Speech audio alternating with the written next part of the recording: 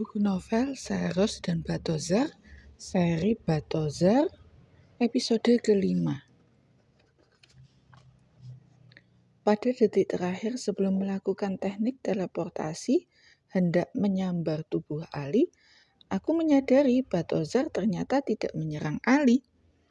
Tangan Balthazar bergerak mengambil bungkusan makanan. Dia melangkah maju menyerahkannya kepada pengemis yang berdiri tidak jauh darinya. Pengemis yang masih anak-anak itu menerima bungkusan, mengucapkan terima kasih, kemudian lari ketakutan. Balthazar kembali duduk di bangku, melanjutkan makan. Aku menghembuskan nafas lega, juga Sally. Kami berdua batal maju. Lantas, segera balik kanan, pura-pura memperhatikan pertunjukan seni. Pura-pura mengobrol, mengomentari pertunjukan.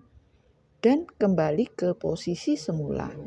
Kamu bertanya apa tadi? Sementara itu, di bangku Balthazar menoleh ke arah Ali. Apakah Bapak datang dari luar kota? Ali mengulang pertanyaannya. Iya, aku datang dari luar kota. Ali mengangguk. Dari kota apa? Jauh. Balthazar menjawab pendek. Ekspresi wajahnya kembali datar. Pengemis tadi senang sekali menerima bungkusan makanan. Ali manggut-manggut sok akrab, sok peduli. Diam sejenak. Ya, aku tahu rasanya tidak punya makanan.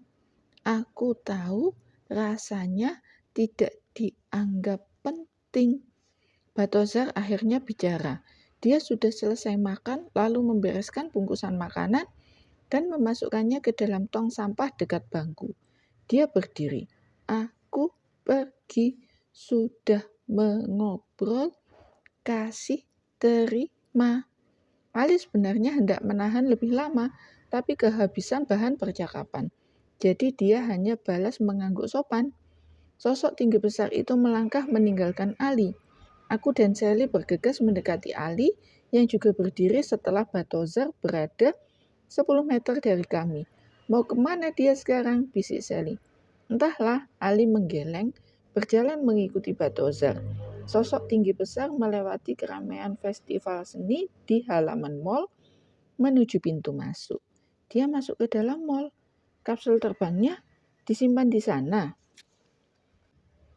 Maksudmu dia menyembunyikan di kios pedagang pakaian, Sally? Atau di kios penjual sepatu? Tidak mungkin, jawab Ali. Sally nyengir, dia tegang. Jadi pikiran itu melintas begitu saja. Balthazar terus berjalan melewati atrium mall. Ada pameran mobil di sana. Kami bertiga terus mengikuti. Sosok tinggi besar itu berjalan dengan mudah membelah kerumunan. Setiap orang yang berpapasan dengannya menghindar dan mencari jalan lain. Kami menjaga jarak 10 meter, pura-pura memperhatikan mobil-mobil mewah, bergeser lagi ke butik-butik pakaian, toko-toko jam, dan optik sambil terus bergerak mengikuti. Balthazar juga sempat masuk ke toko alat tulis.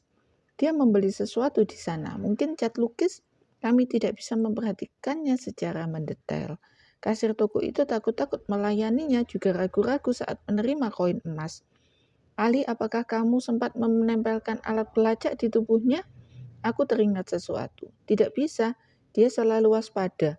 Bahkan saat makan pun dia tetap mengamati depan, belakang, kiri, kanan. Apakah dia membawa senjata? Dia tidak membawa apa-apa, Rah. Tidak ada benda mencurigakan di balik jaketnya. Ali memberitahukan hasil pengamatan jarak dekatnya. Mungkin senjatanya disembunyikan di dalam kapsul terbang. Sally membuat hipotesis. Mungkin saja, tapi sejujurnya kalau aku boleh berpendapat, orang ini tidak sejahat yang terlihat. Aku menatap Ali. Apa maksudmu? Kami berbicara sambil pura-pura melihat pakaian, karena Balthazar sedang melintasi rak-rak pakaian dan terus berjalan menuju bagian belakang mall. Apanya yang tidak jahat? Dia kriminal besar, Ali. Membunuh 14 orang anggota keluarga komite klan bulan. Mengingatkan deskripsi kejahatan Balthazar. Ya, aku tahu itu, tapi lihatlah. Dia membayar makanan yang dia beli saat di rumah makan. Dia juga memberikan memindahkan makanannya ke pengemis. Dia mau mengobrol dengan orang asing. Psikopat tidak melakukan itu, Sally. Dia memang tidak ramah saat bicara denganku, tidak peduli. Tapi itu bukan kejahatan, itu mungkin akibat sekian lama dia di penjara. Tapi wajahnya seram sekali. Hei, kamu tidak bisa menilai seseorang hanya dari wajahnya, hanya dari penampilannya. Itu tidak adil. Sally terdiam. Ali benar juga. Jika hanya menilai dari penampilan, seluruh sekolah hanya tahu Ali murid pemalas, kusut, suka mengantuk di kelas, pakaiannya kusam, rambutnya berantakan. Tidak ada yang tahu bahwa Ali mengerjakan soal fisika sejak usianya 6 tahun. Kami juga tidak tahu bahwa Ali putra satu-satunya keluarga super kaya di kota kami. Kamarnya hampir separuh lapangan bola di basement rumahnya. Tapi Miss Helena tidak akan keliru. Dia bilang Balthazar penjahat besar, mencuri prototipe kapsul terbang. Tim elit pasukan bayangan kelam bulan memburunya. Itu benar, dia memang mencuri prototipe kapsul terbang. Tapi mungkin ada yang belum kita ketahui. Lagi pula soal kejahatannya membunuh, itu kejadian 100 tahun lalu dan Miss Helena juga tidak menyaksikannya secara langsung. Ali meletakkan pakaian yang dia lihat-lihat lalu segera melangkah lagi. Balthazar sudah hampir tiba di bagian belakang mall. Cepat Sally, aku berbisik. Sally juga meletakkan gantungan baju segera bergerak. Tapi langkah kami terhenti seketika. Hei, ini aneh sekali. Kenapa Balthazar mendadak berbelok ke kanan menuju sudut lantai? Di pojok itu hanya ada 3 bilik kecil untuk mencoba pakaian yang hendak dibeli. Balthazar masuk ke salah satunya, menutup tirai. Apa yang dia lakukan? Aku bergumam. Aku awalnya mengira Balthazar akan keluar lewat pintu belakang mall, menuju area parkir mobil. Dari sana, dia bisa menghilang kemana saja tanpa diperhatikan orang lain. Tempat parkir lebih sepi. Mungkin dia berganti pakaian, Sally menjawab asal. Tidak mungkin, kamu kira dia sedang belanja pakaian? Dia tidak membawa apa-apa saat masuk ke kamar pas. Sally mengangkat bahu. Dia hanya berusaha memberikan kemungkinan. Aku juga bingung kenapa Ali sampai berseru ketus begitu padanya. Apa salah Sally? Atau dia tahu kita mengikutinya menunggu di sana? Aku memikirkan kemungkinan buruk lainnya. Ali menggeleng. Itu mustahil, Ra. Sekitar 5 menit kami menunggu berputar-putar di sekitar gantungan baju. Sebenarnya ini janggal, karena posisi kami sekarang di area pakaian pria dewasa, sementara aku dan Sally remaja cewek memakai seragam sekolah. Salah satu pramuniaga sempat bertanya apa yang kami cari. Aku dan Sally kikuk menjawab, tapi Ali dengan santai berkata, kami bertiga sepupu dekat, kami hendak memberikan hadiah ulang tahun untuk kakek kami. Oh, manis sekali, ujar pramuniaga. Kalian mau ke meja merek apa? Pramuniaga bertanya sambil tersenyum.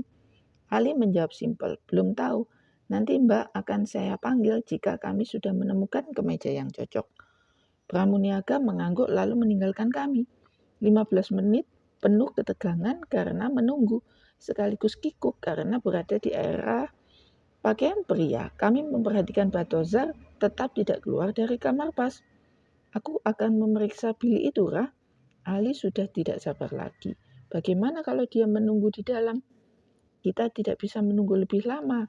Pramuniaga sudah berkali-kali memperhatikan kita yang hanya berputar-putar.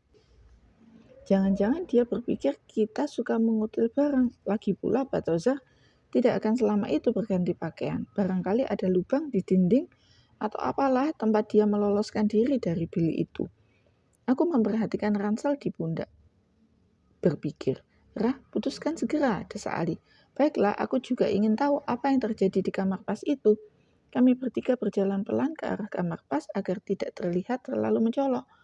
Sambil memperhatikan pramuniaga, kami menunggu 1-2 pengunjung lain yang mencoba pakaian di 2 bilik lain.